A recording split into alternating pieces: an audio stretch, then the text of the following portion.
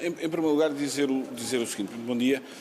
O CDS foi, de alguma forma, surpreendido com a nacionalização da EFASEC.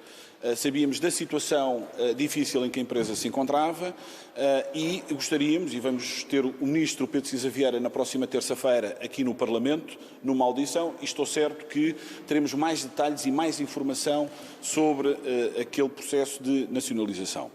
Em relação à TAP, estamos mais ou menos também na mesma.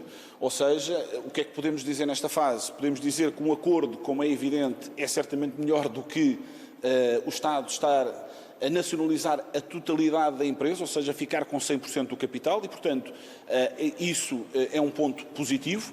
Era o risco que existia, era o Estado ficar a 100% ali. Agora, gostaríamos de saber também mais detalhes sobre o acordo que foi feito e, portanto, estou certo que o Governo brevemente também virá ao Parlamento. Há, no entanto, algo que ainda é uma incógnita, que tem a ver com a própria posição da Comissão Europeia sobre todo este processo. Há um plano de reestruturação em que o Estado está obrigado a apresentar e a empresa um plano de reestruturação que ainda não conhecemos. Não conhecemos o calendário em que esse plano estará concluído para também poder ser apresentado ao Parlamento e, portanto, há aqui, no meio deste processo, várias dúvidas e ontem a conferência de imprensa deixou também essas dúvidas. Para nós há um ponto particularmente importante que tem a ver com perceber qual é que é o rumo que o Estado quer para a companhia. A posição do CDS desde o início deste processo foi no sentido de ter menos Estado na empresa. E, portanto, das duas, uma. É importante perceber se o Governo e a intenção do Partido Socialista, ao reforçar o capital da empresa em todo este processo, se o Partido Socialista quer se manter na empresa ou se quer que o Estado saia mais à frente, ou assim que possível, daquela mesma empresa. E, portanto, esse momento de saída para nós é particularmente importante, porque nós percebemos que neste contexto, e foi por causa disso que a própria Comissão Europeia abriu a possibilidade aos Estados poderem dar auxílios, que era algo que estava vedado, mas tendo em conta a pandemia isso foi possível. Agora, numa lógica transitória. E, portanto, temos que ouvir também e esperar do lado da Comissão Europeia se não vai haver uma imposição, como está a acontecer em relação a outros Estados e a outras companhias aéreas, onde foi autorizada precisamente essa injeção de capital, esse apoio ou até garantia de Estado para linhas de crédito, mas com compromissos de saída. E, portanto, isso... O CDS defende que os 72,5% que o Estado tem hoje devem ser vendidos a curto prazo, é isso? Não é uma questão de... Vamos lá ver. A privados? Não utilizo a expressão do curto prazo por uma razão, porque nós não sabemos o curto prazo dos próximos 6 meses na aviação. Mas queremos é saber, eu quando tenho uma estratégia para uma empresa, essa estratégia deve ser feita em função, como é evidente, das limitações, dos condicionalismos que vamos encontrando pela frente, mas eu posso ter uma perspectiva que é, eu no primeiro momento em que puder tirar o Estado daquela companhia, tiro. É uma posição, é uma orientação política, é uma orientação estratégica. Ou não tenho esse entendimento e entendo que o Estado reforçou aquele capital e se deve manter ali eternamente na empresa. E aí nós estamos contra e temos sérias reservas. Mais uma pergunta. Sim. Sobre o acordo ontem anunciado, se é melhor que a nacionalização? Não, essa é a única razão, aliás, à semelhança daquilo que a própria Comissão Europeia também defende, que é não quer os Estados, não quer o dinheiro dos contribuintes nas diferentes companhias aéreas. Nós estamos a passar e estamos a viver um contexto excepcional e, portanto, estas medidas têm que ser medidas excepcionais.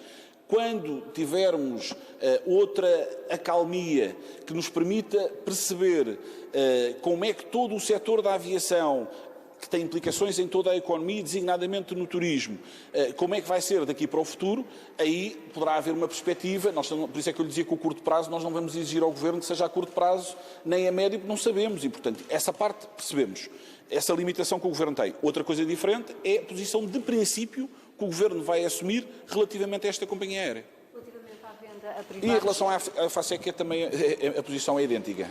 Quanto à EFASEC, o Governo já disse que até é temporária. Quanto à TAP, a venda a privados... É temporária, mas já agora deixa-me dizer o seguinte. É temporária, mas é importante que haja um escrutínio do Parlamento sobre esse mesmo processo, para não ser um daqueles casos em que há uma injeção de milhões de capital dos contribuintes e do Estado português e depois a seguir é feita uma venda meio ao desbarato. E, portanto, queremos conhecer os detalhes, não estamos em tempo nem de experimentalismos, nem de grandes euforias. É importante que o Governo venha ao Parlamento, que é a sede própria, informar o Parlamento colocar questões, fazer os seus juízos e não à pressa. Essas vezes à pressa, nós já sabemos que depois, no final do dia, a fatura é sempre cara para o contribuinte. Quanto à TAP, uma futura venda da parte do capital público, o que o CDS defende é a venda de todo o capital público ou apenas parte? Ou seja, o Estado manter-se com 50% das ações da TAP?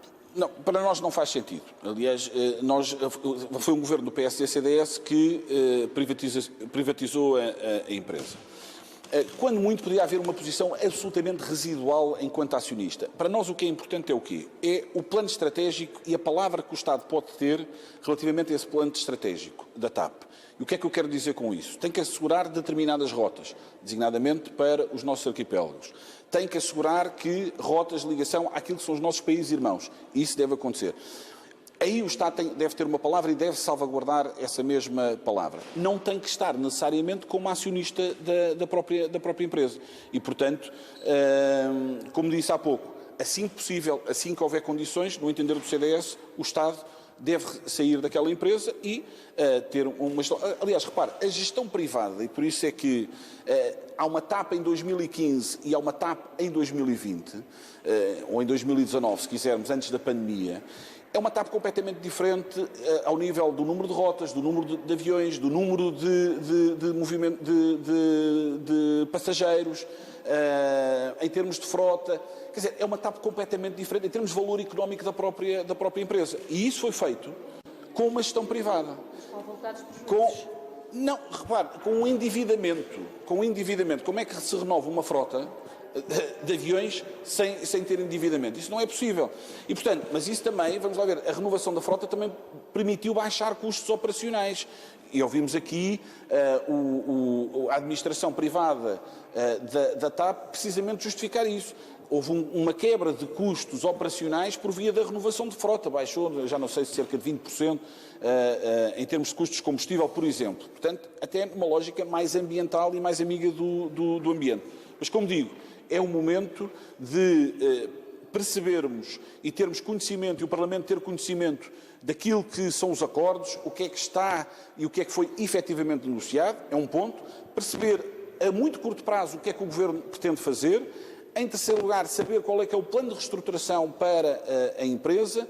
E, por último, saber qual é que é a posição de princípio do Governo da TAP para o futuro. Se quer manter na TAP e, portanto, o Estado ficar lá, ou se, a médio e longo prazo, se quer que o Estado saia daquela companhia e, portanto, tenha uma gestão, se não totalmente privada, praticamente toda privada. Quanto a uma auditoria, defende uma auditoria à gestão privada ou uma eventual comissão de inquérito?